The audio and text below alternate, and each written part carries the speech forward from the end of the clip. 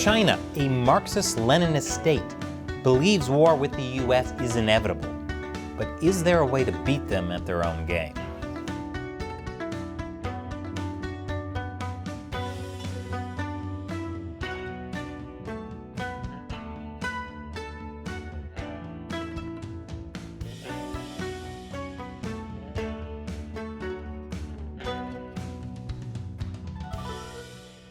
Welcome to China Uncensored. I'm Chris Chappell. Is war with China inevitable? According to the United States' most senior military officer, chairman of the Joint Chiefs of Staff, Army General Mark Milley, China believes, yes, war with the U.S. is inevitable. And Milley places the blame squarely on Marxist ideology. Here he is in a recent interview with the Government Executive Media Group. At least their military, and perhaps others, have come to some sort of conclusion that war with the United States is inevitable. I think that's a very dangerous thing, but they come out of a Marxist ideology, Marxist thought processes, and in Marxism, they believe in historical determinism, they believe in a linear approach to history. And in particular, the war could be over Taiwan. Let me ask you this, do you agree with those who are saying the United States needs to significantly increase the speed in which it's getting arms to Taiwan? I do, because I think that, President Xi, the head of the Chinese Communist Party, he gave several speeches both recently and in the last couple of years. And he set a date of 2027 where he said explicitly in open press for the Chinese People's Liberation Military, the Army, Navy, and Air Force, to be ready to have the capability to attack and seize the island of Taiwan by force. So I couldn't find exactly what General Milley said. I never saw Xi Jinping make a public statement about the military being ready to have the capability to invade Taiwan by 2027. In February, the head of the CIA said U.S. intelligence said he said that, but I've never heard Xi Jinping put a specific year to it. However, he has absolutely publicly said he's willing to use force to take Taiwan. And over the years, we've seen a rapid increase in military aggression against Taiwan, with Chinese warplanes entering Taiwan's air defense identification zone on a regular basis. In fact, during a recent trip to the U.S. by Taiwan's President Tsai Ing-wen, China sent a swath of military vehicles near Taiwan. And the reason President Tsai was in the U.S. is because she was transiting to Belize and Guatemala, two of the very few countries left in the world that still recognize Taiwan diplomatically. The Chinese Communist Party has been using a variety of pressure tactics to get countries around the world to break ties with Taiwan.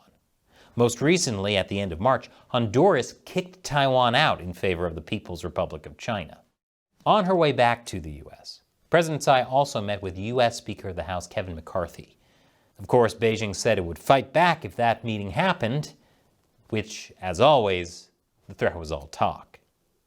But a war over Taiwan is a very real possibility. Experts say a Chinese invasion of Taiwan would be a bloody logistical nightmare, one the U.S. might not be guaranteed to win. So why is Taiwan so important? I'll tell you more after the break. Welcome back. If you want to support this show, consider buying one of these amazing West Taiwan travel posters from our merch store over at ChinaUncensored.tv/merchandise. Taiwan has become the center of focus for both the U.S. and China. Both sides see Taiwan as critically important to its national interests and might be willing to shed blood to ensure it. So why is Taiwan so important? For the Chinese Communist Party, it's pretty clear. At the end of the Chinese Civil War in 1949, Mao Zedong's communist guerrilla forces seized control of mainland China. The former government, the Republic of China, fled to Taiwan as their main base of operations. And even though China has tried to invade in the past, the stalemate has continued to this day. If Xi Jinping were to orchestrate the conquest of Taiwan, he would have achieved something even Mao Zedong couldn't do. But the U.S. also has tremendous interests in Taiwan. There are basically four big reasons. The first is Taiwan's strategic location. It's part of what's called the First Island Chain. It's this wall of islands from Japan to Taiwan to the Philippines. The U.S. has many strategic military bases on the First Island Chain. Essentially, this prevents China's military from projecting power out into the Pacific.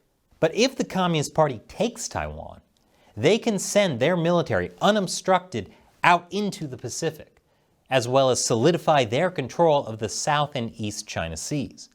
Another reason Taiwan is so important is because it has 23 million people living there.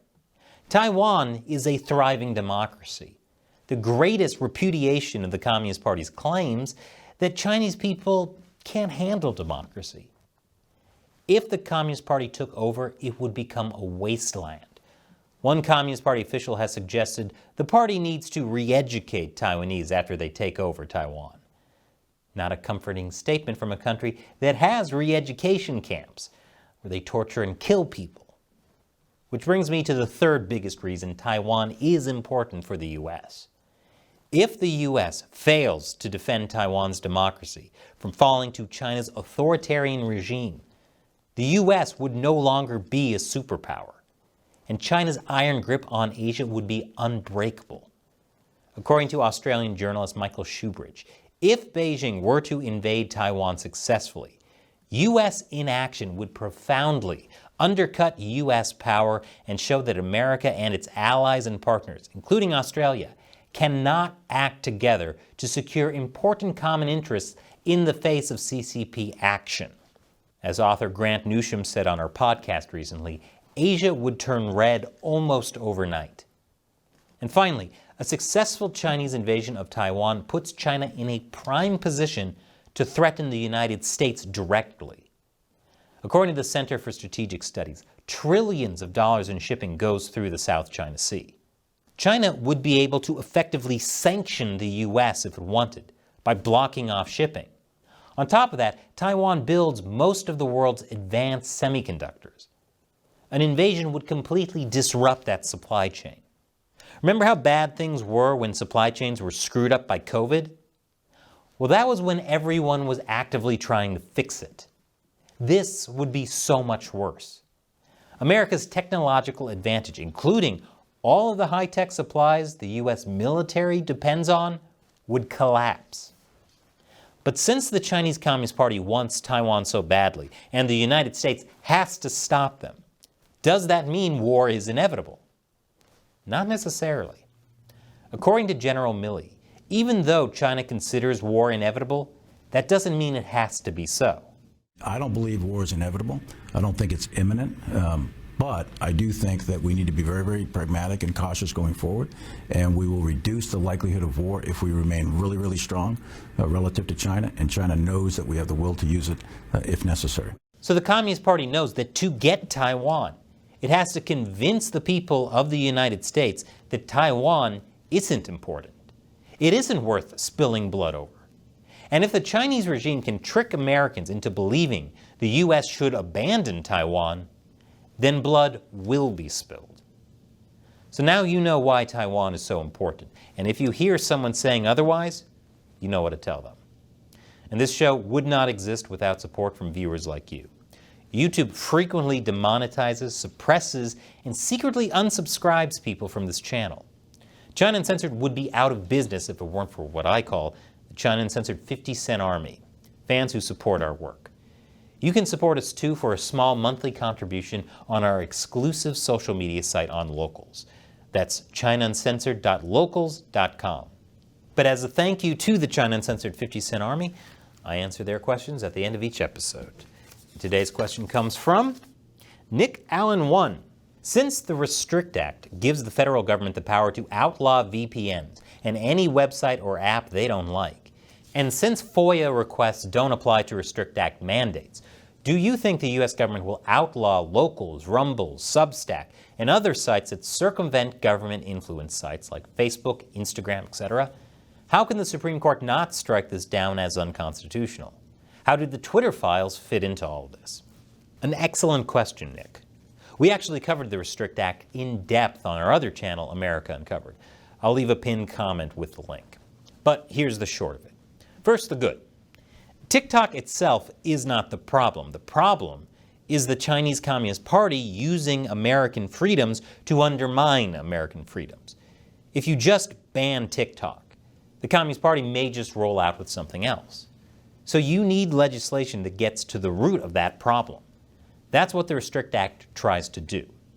However, language in the bill is way too vague and provides a major loophole that would allow the government to be completely untransparent about how it enforces the law.